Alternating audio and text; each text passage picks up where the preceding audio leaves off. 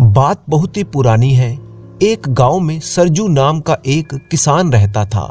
सरजू अपनी पत्नी लाजो के साथ जीवन बिता रहा था। उसकी शादी को कई साल बीत चुके थे, परंतु उसके कोई औलाद नहीं थी। दोनों पति पत्नी ने कई यत्न किए, हकीम, वैद्य, मंदिरों में मन्नत, साधु संतों का आशीर्वाद सब करके देख लिया, परंतु कोई फायदा ना हुआ। अब इसे ईश्वर का ही चमत्कार कहें कि बुढ़ापे में उनके यहाँ पर एक संतान हुई, जो कि एक बिटिया थी। दोनों ने उसका नाम रखा लच्छो। बड़े ही प्यार से पाल पोस कर उसको बड़ा करने लगे। लच्छो बड़े ही सरल स्वभाव की लड़की थी। समय बीता, बूढ़े किसान सरजू की मृत्यु हो गई। उसकी ये इच्छा कि मरने से पहले बेटी के हाथ पीले कर दे, वो अधूरी ही रह गई। अब लच्छो की बूढ़ी माँ ने जिम्मेवारी संभाली। लच्छो जवान हुई, लेकिन किस्मत ने एक बार फिर से उसको धोखा दे दिया। बुढ़ापे और बीमारी की वजह से उसकी माँ भी भगवान को प्यारी हो गई। लच्छो अब इस दुनिया में अकेली ही रह गई थी। उसकी माँ की मौत से लच्छो को गहरा सदमा लगा। कई दिनों तक वो रोती ही रही, घर से बाहर ना निकली, परंतु आखिर कब तक वो इस तरह से जिंदा रहती। और फिर उसने अपने आप को संभाला। अपनी खेती की थोड़ी बहुत जमीन पर वह सब्जियां उगाकर गुजारा करने लगी। एक दिन की बात है, लच्छो गांव की कुछ लड़कियों के साथ कुएं पर पानी भरने गई। सभी लड़कियां आपस में बातें करने लगी और वे सब अपनी सगाई और ब्याह की बातें कर रही थी।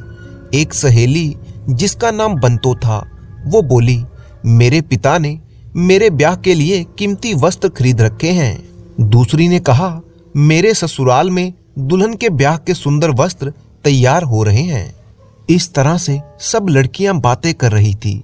कोई अपने भाई की बात कहती थी तो कोई अपने मामा की। लच्छो बेचारी सखियों की बातें सुनकर चुपचाप रह गई।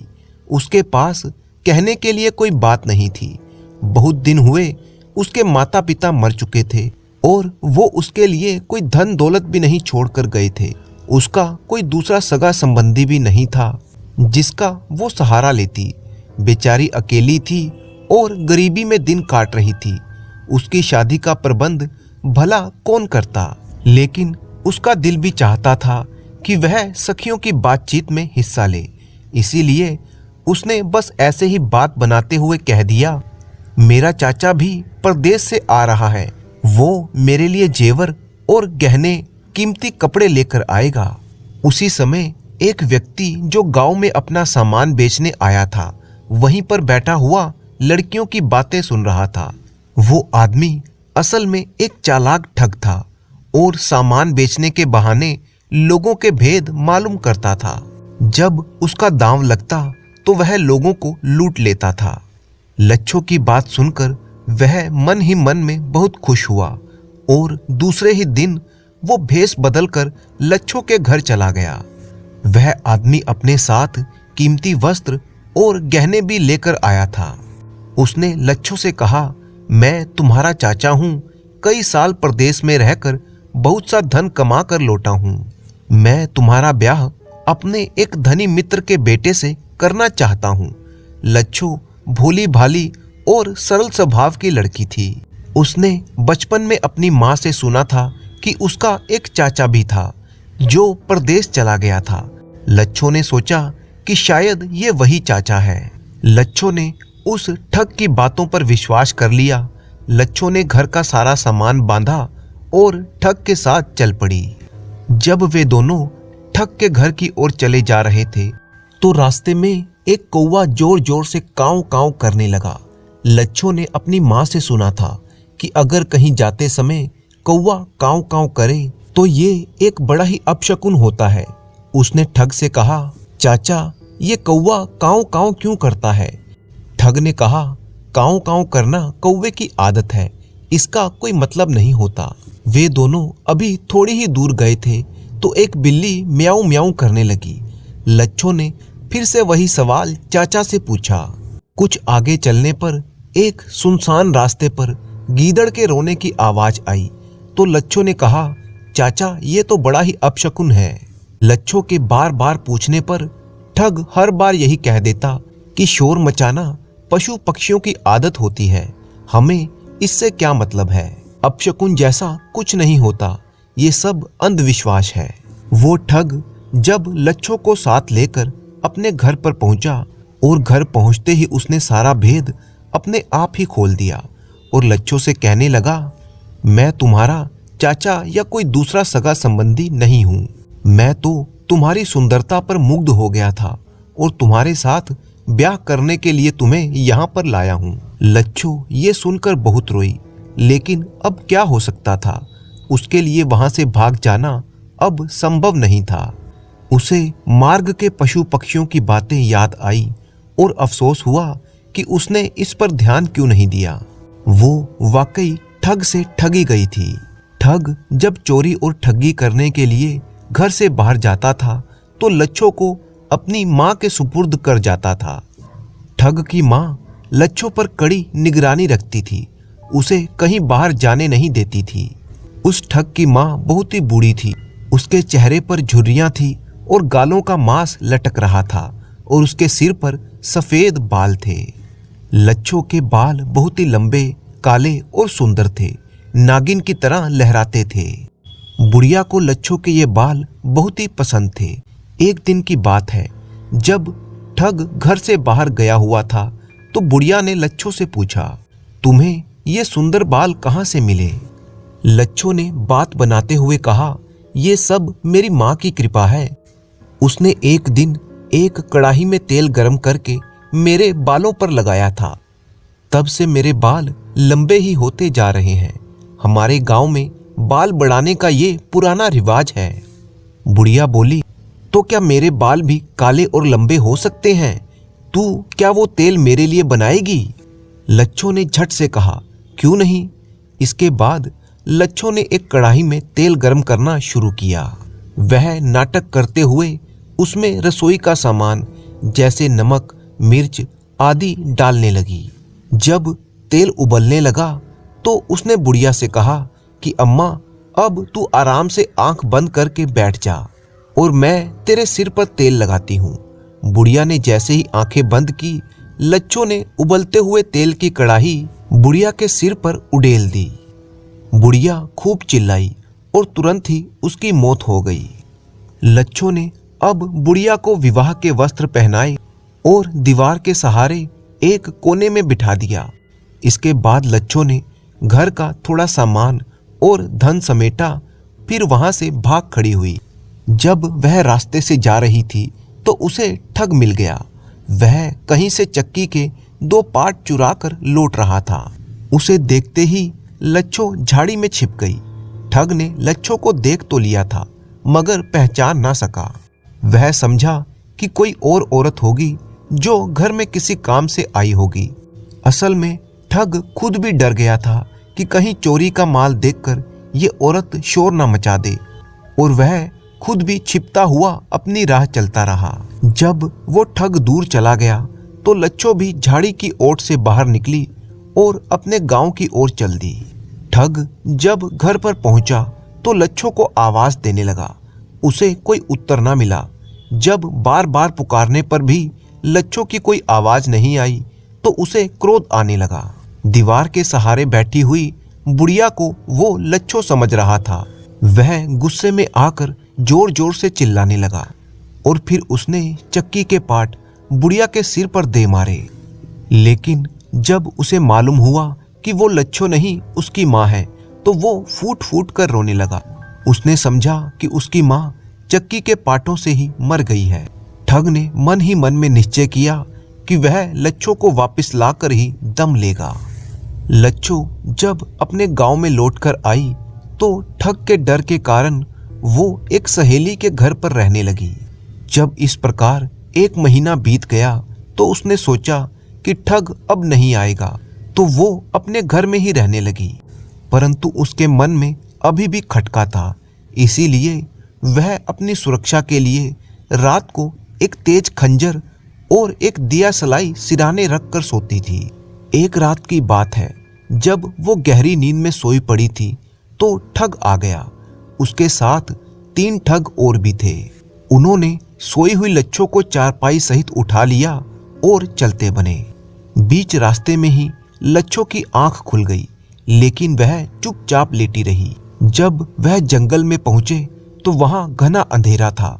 लच्छो ने धीरे से अपना खंजर निकाला और पिछले 2 आदमियों के सिर काट डाले। फिर उसने तीसरे आदमी का भी सफाया कर दिया, लेकिन ठग अपनी जान बचाकर वहां से भाग खड़ा हुआ। लच्छो खंजर लेकर उसके पीछे दौड़ी। ठग अपनी जान बचाने के लिए एक पेड़ पर चढ़ गया। बस फिर क्या था, लच्छो ने कुछ लकड़ियां पेड़ के आसपास इकट्ठी की और दिया सलाई से उनमें आग लगा दी। ठग उस पेड़ के साथ ही जलकर राख हो गया। इस तरह से लच्छो ने अपनी वीरता और साहस से उस ठग पर विजय पा ली। अब वह उस ठग के घर गई और उसका सारा माल और सामान एक छकड़े पर लादकर अपने घर ले आई। इस घटना के बाद आसपास के देहात में उसकी वीरता की चर्चा होने लगी। बहुत से नौजवान उसके साथ ब्याह करने को तैयार थे।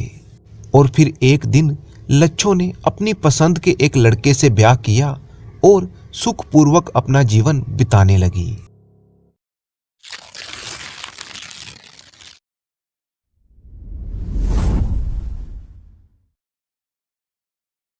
प्रीतमपुर गांव का रहने वाला किसान सत्तू, जिसके घर में कोई संतान नहीं थी, उसके घर एक सुंदर बालक ने जन्म लिया। ऐसा सुंदर बालक मानो कि कोई फूल हो। बच्चा पैदा होने की खुशी में सत्तू ने पूरे गांव को दावत दी। जब बालक अभी 2-3 दिन का ही था और माँ उसके साथ खेल रही थी, तो अचानक माँ ने महसूस किया कि बालक के मुख से कुछ सुगंध आ रही है, परंतु अगले ही पल वो सुगंध गायब हो गई।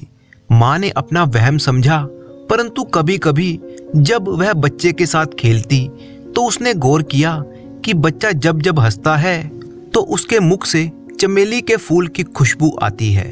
उसने ये बात अपने पति को बताई। पहले तो सत्तू ने अपनी पत्नी की बात पर विश्वास नहीं किया, परंतु जब उसने खुद भी अनुभव किया कि बच्चे के हंसने पर उसके मुख से चमेली की खुशबू आती है, तो वह भी आश्चर्यचकित रह गया। अपने बच्चे के इस विशेष गुण पर पति पत्नी बहुत ही खुश थे। आखिरकार उन्होंने बच्चे का नाम रखा चमेली राजा, क्योंकि उसके हंसने पर चमेली की खुशबू जो आती थी। धीरे धीरे ये खबर आस पड़ोस के लोगों को पता चली और चमेली राजा की प्रसिद्धि आसपास के गांव में तो क्या, पूरे राज्य में फैल गई। धीरे धीरे चमेली राजा बड़ा होने लगा। वो जहां भी जाता उसके विशेष गुण के कारण लोग उसका बड़ा ही सत्कार करते। समय बीतता गया। चमेली राजा अब जवान हो चुका था। वह किसान का बेटा था, इसीलिए खेती किसानी करके ही अपने माता पिता का निर्वाह करता था।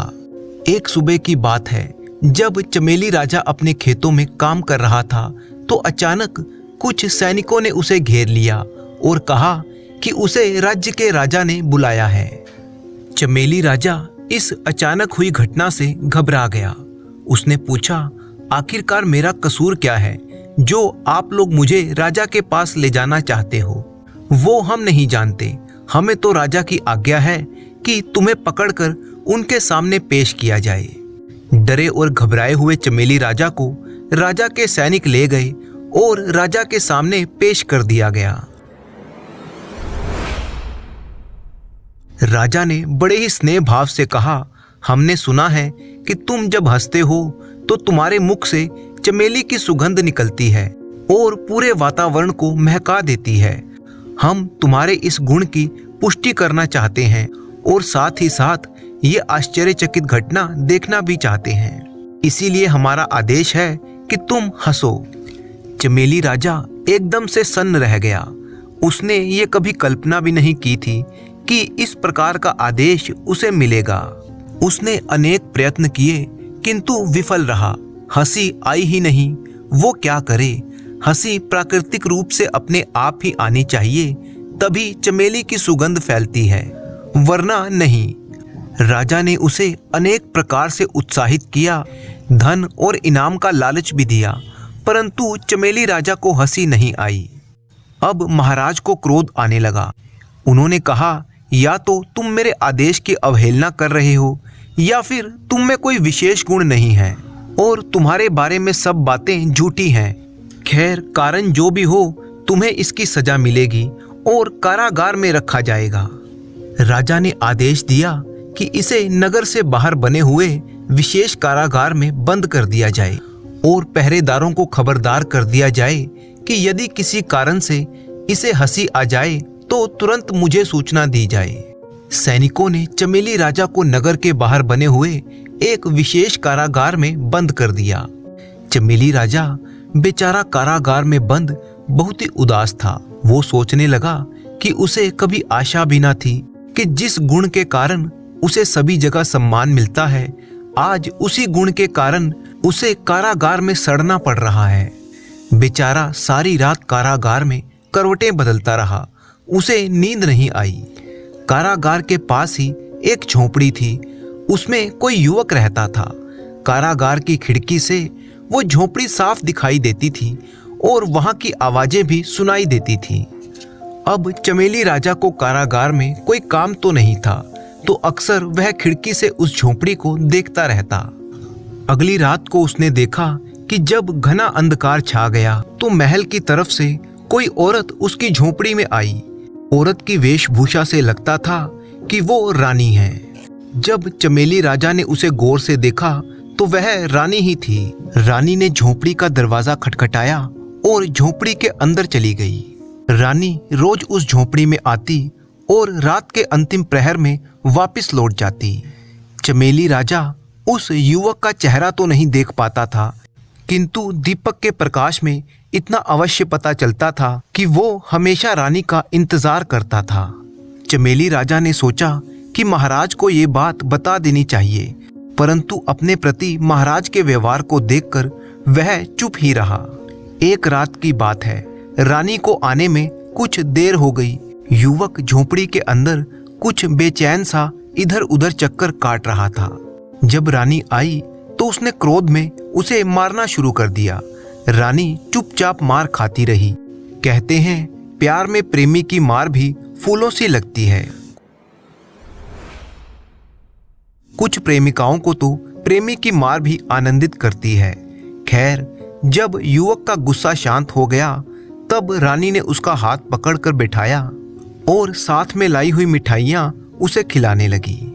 युवक को अपने क्रोध पर अब पछतावा हो रहा था। उसने रानी से कहा, मुझे माफ कर दो प्रिय, मिलन में विलंब से मेरी बुद्धि खराब हो गई थी और मैंने तुम्हारे फूलों जैसे शरीर को क्षति पहुंचाई।